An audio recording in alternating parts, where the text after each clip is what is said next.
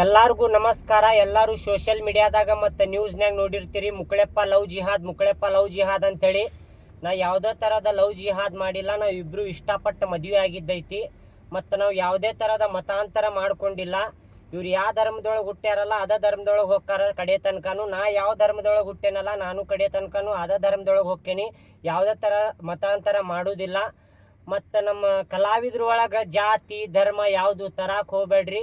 ನಾ ಕರ್ನಾಟಕ ಒಳಗೆ ಹುಟ್ಟೇನಂದ್ರೆ ನಾನು ಒಬ್ಬ ಕನ್ನಡಿಗನ, ನಾನು ಒಬ್ಬ ಹಿಂದೂನ ಹೆಮ್ಮೆ ಅಂತ ಹೇಳ್ಕೊತೀನಿ. ನಾನು ಕನ್ನಡಿಗ ಹಿಂದೂ ಅಂಥೇಳಿ.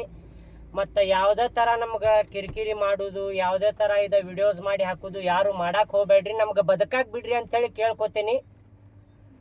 ಇಷ್ಟ ಕೇಳ್ಕೊಳ್ಳೋದು ನಾ, ಮತ್ತೇನಿಲ್ಲ. ಧನ್ಯವಾದಗಳು. ನಾನು ಅದೇ ಕೇಳ್ಕೊತೀನಿ ರೀ ಫ್ರೆಂಡ್ಸ್. ನಾ ಹಿಂದೂ ಆಗೇ ಅದೇನ್ರಿ. ಇವ್ರಿಗೆ ಕನ್ವರ್ಟ್ ಮಾಡೋದು ಲವ್ ಜಿಹಾದ್ ಇದೆಲ್ಲ ಸುಳ್ಳು ಸುದ್ದಿ ಹಬ್ಸಾತಾರೆ. ನೀವೇನು ನಂಬಕ್ಕೆ ಹೋಗ್ಬೇಡ್ರಿ. ಮೊದ್ಲಿನ ಮುಕ್ಕಳಪ್ಪನ ಹೆಂಗೆ ನೋಡಿದ್ರಿ ಈಗ ಮುಕ್ಕಳಪ್ಪನ ಹಂಗೆ ನೋಡ್ರಿ. ನಿಮ್ಗೆ ಕೈ ಮುಗಿದು ಕೇಳ್ಕೊತೀನಿ, ನಮಗೆ ಬದುಕಾಕ್ ಬಿಡ್ರಿ.